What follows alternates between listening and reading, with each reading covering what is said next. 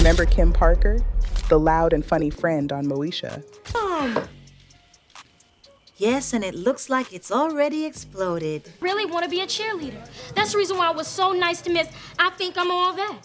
You want to be a cheerleader? I want to be the Black Paul Abdul. I'm cool. I mean, I'm young. I got my whole life ahead of me. See, Mo, a man is like a bus. You ride him to the end of the line, and then you get your transfer. Countess Vaughn made people laugh for years, and now people have turned her life into a joke that isn't even funny. Come here, you come here. Hi, baby. I've been looking for you. You look so sexy. Definitely worth the wait. Can I talk to her just for a quick second? A quick second. I need to talk to you for a second. Elise is here? I battled with wanting to change myself because of others' opinions. It had a lot to do with me being in this business, entertainment business, and how you're looked at as a product. You know, is it dressy enough? Is it cute enough? Is it, you know, you never feel good enough. You've been through a lot, and growing up in the industry at a very young age is tough. It seems to me that you want to change.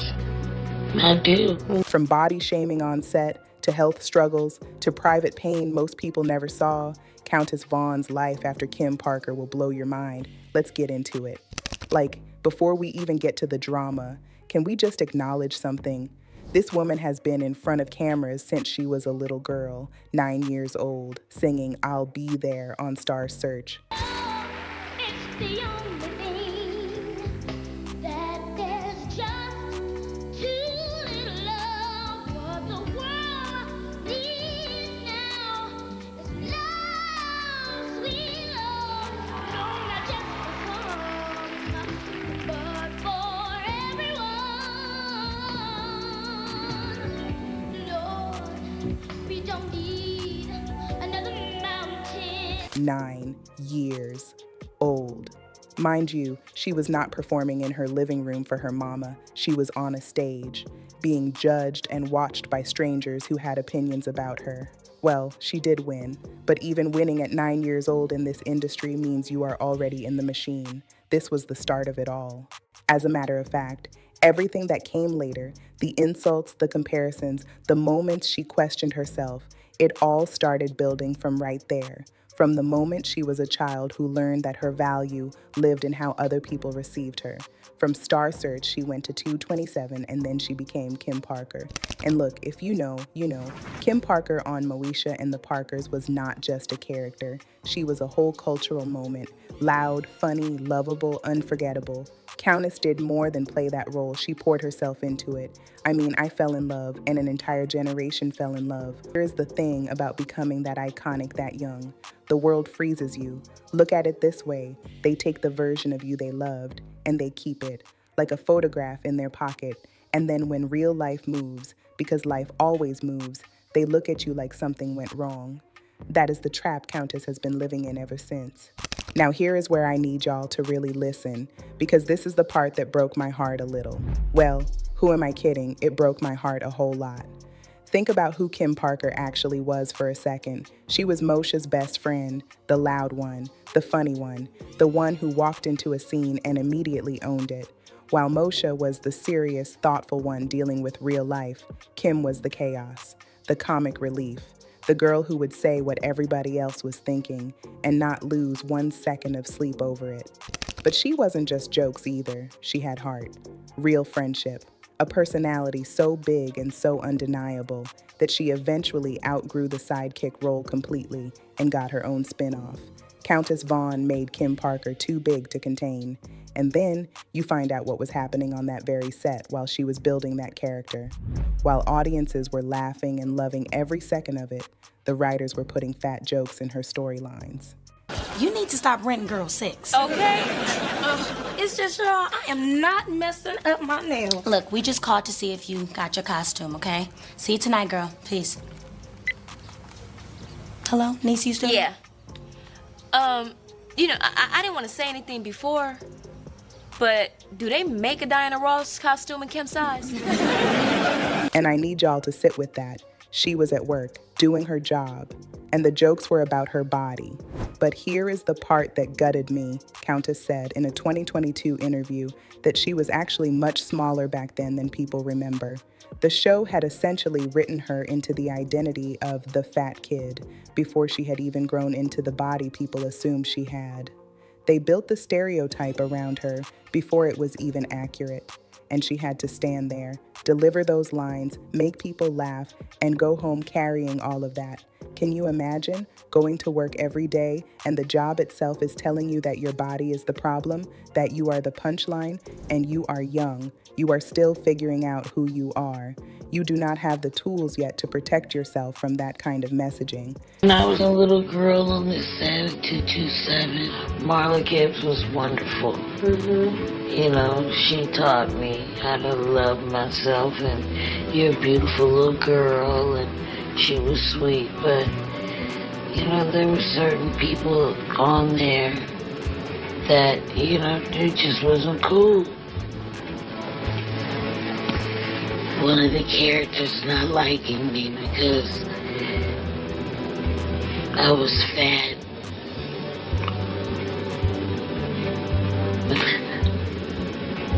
Black. And ugly. You know, didn't know I heard her.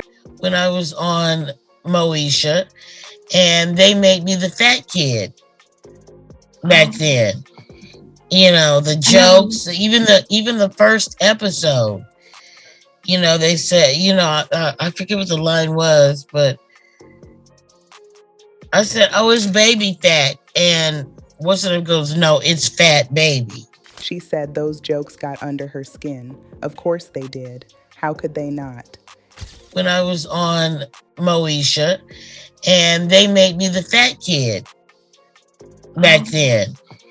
You know, the jokes, even the first episode, you know, they said, you know, I forget what the line was, but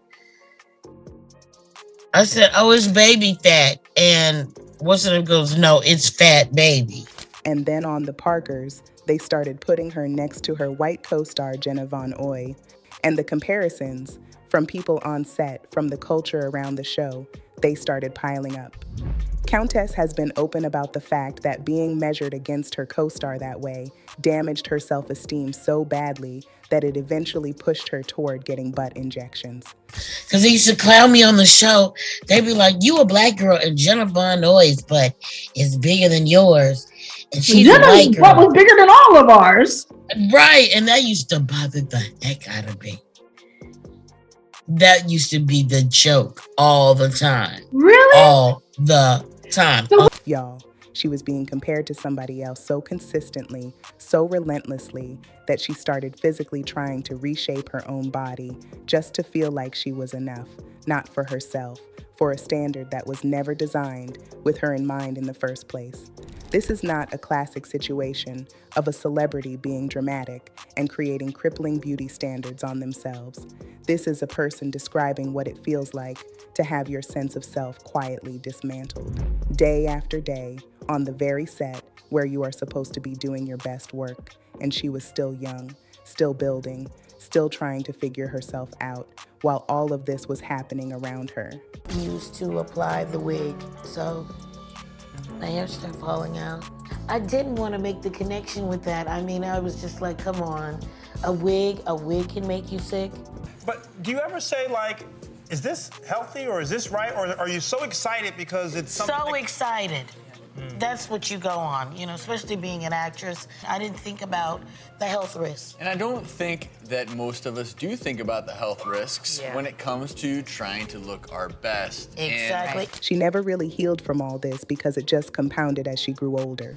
Fast forward a little, and by the time Hollywood divas brought Countess back into the public eye, she had stepped away for a while. She had a family and focused on her kids. And for the first time in her life, she could breathe and put more attention on her personal life.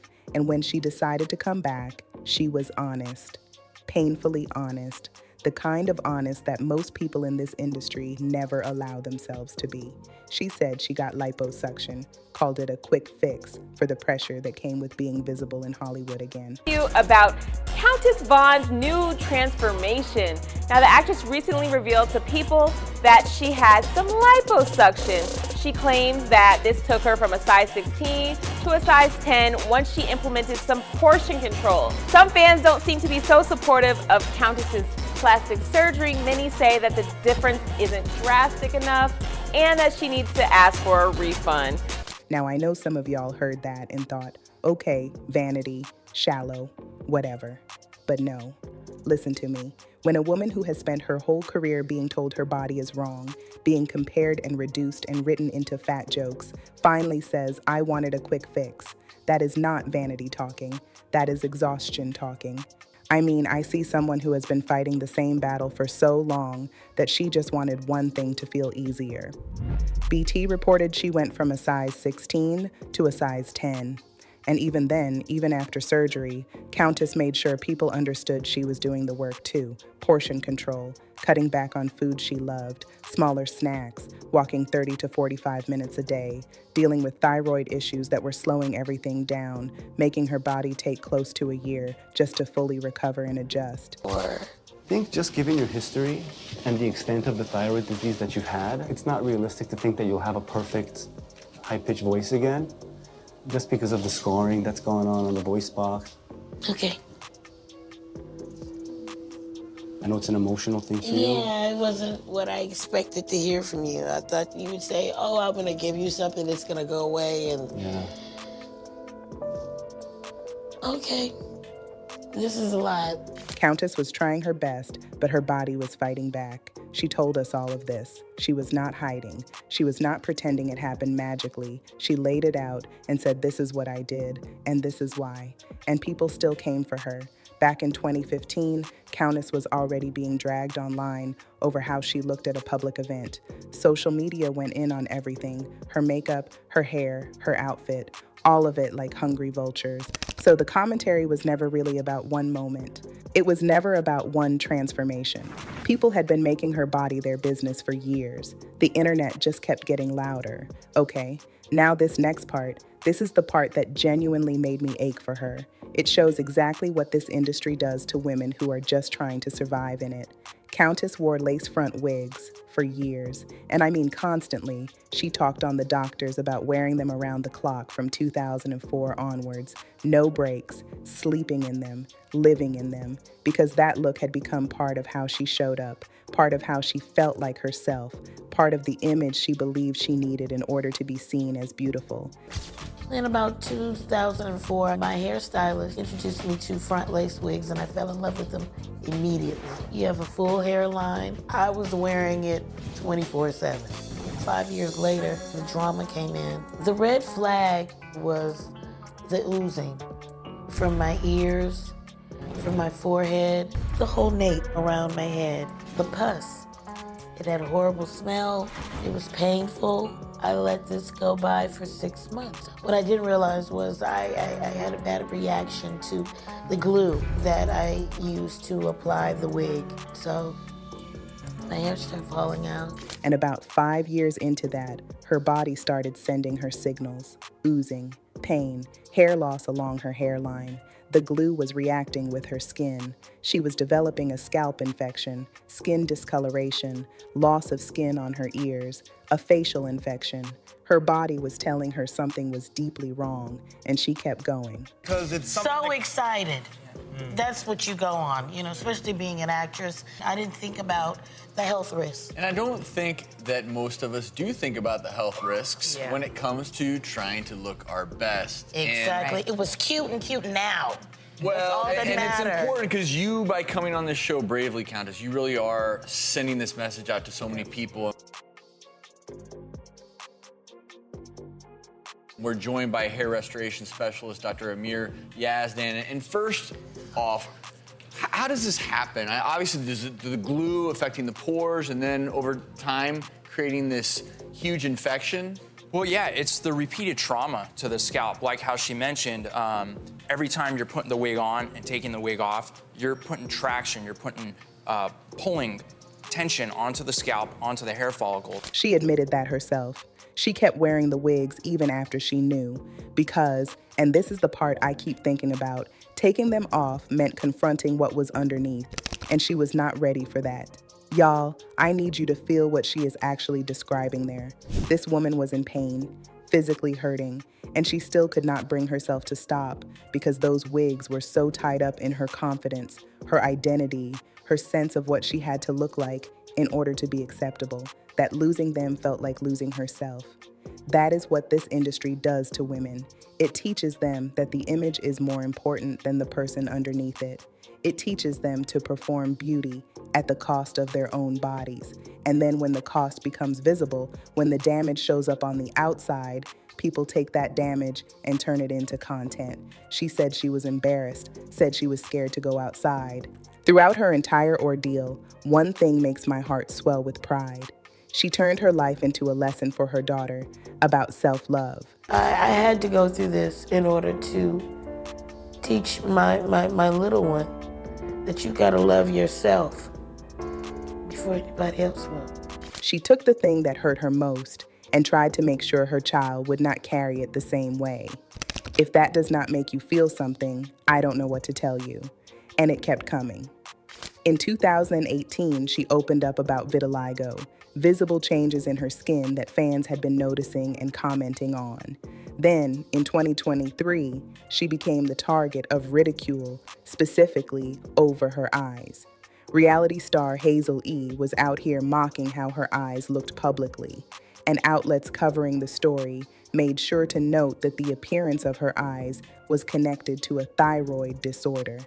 Countess was going through a thyroid disorder, a medical condition, and people were laughing at it. That is the part that gets me every single time, because it means this was never really about her looks. It was about people feeling entitled to an opinion about her body, full stop.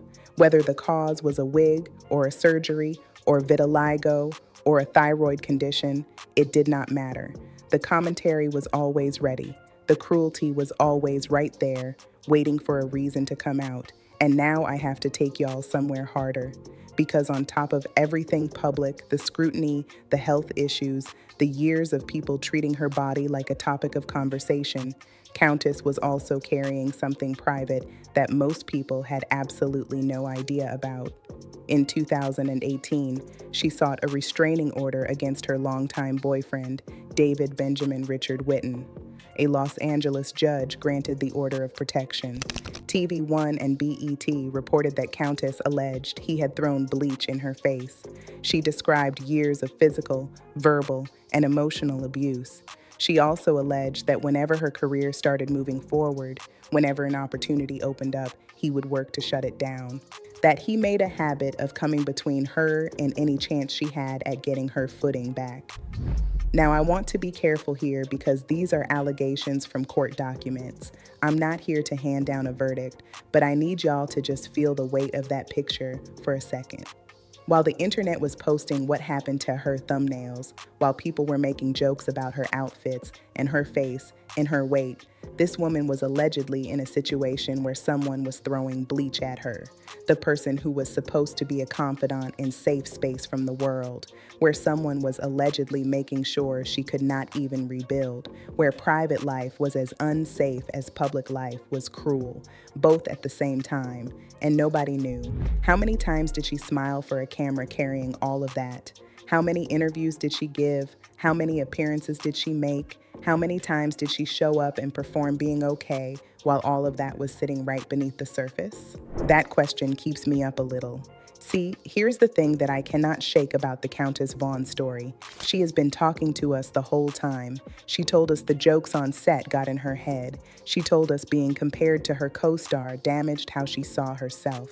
She told us the wigs destroyed her scalp. She told us about the surgery and all the unglamorous work that came with it. She told us about the vitiligo. She went to court over what she said she survived behind closed doors. The information was always there. The vulnerability was always there. She was never hiding, but people kept receiving her through the Kim Parker filter. They kept wanting the loud, funny, untouchable character instead of the real woman who who was quietly telling them how much she had been through. And that right there is why the "you won't believe how she looks now" framing makes me tired.